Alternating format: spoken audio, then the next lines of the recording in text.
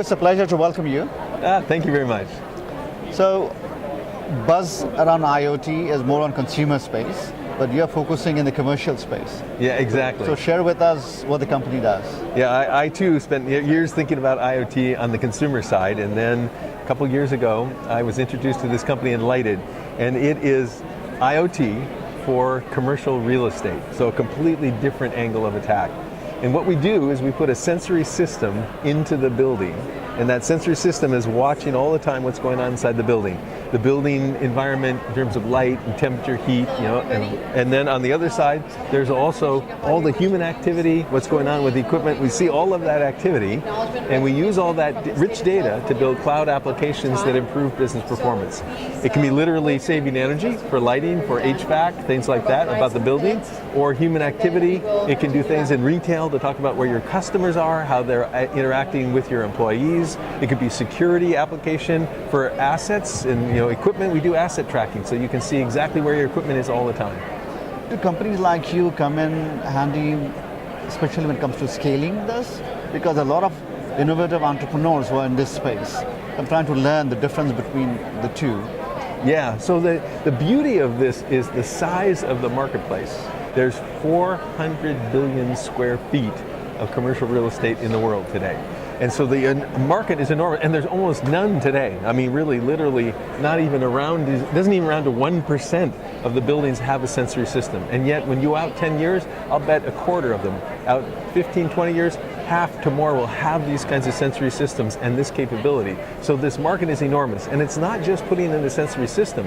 It starts an ecosystem, much like the smartphone did. It'll start an ecosystem, a platform, from which you can build all kinds of specialized applications. We had a guy come in the other day, he was an elevator guy, and he looks at what we have with the sensory system, he goes, oh my God, I can build the best elevator in the world because now I know when people are coming to the elevator, how many people come, when they come. I have all the information to make an elevator that responds better to the people in the building.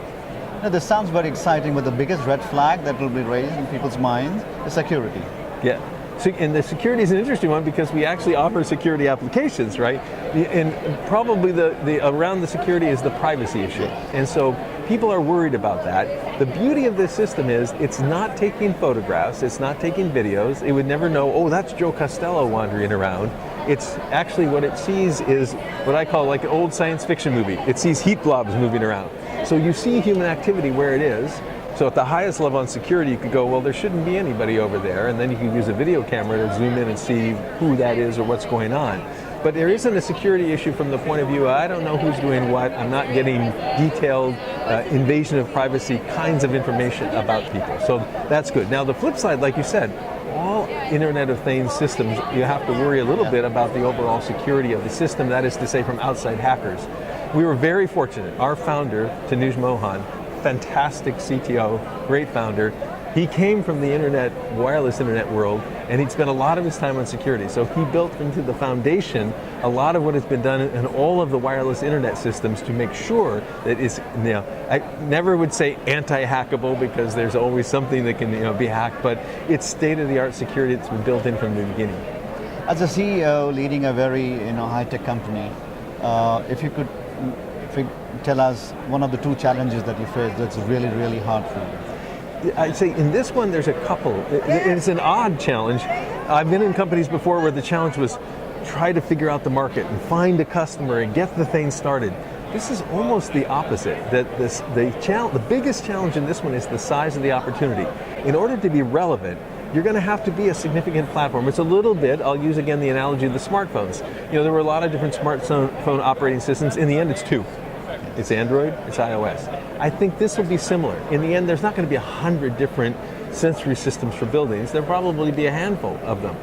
Well, that means that whoever is going to be one of the winners is going to have to be enormous. You have to figure out how to scale this at a gigantic rate.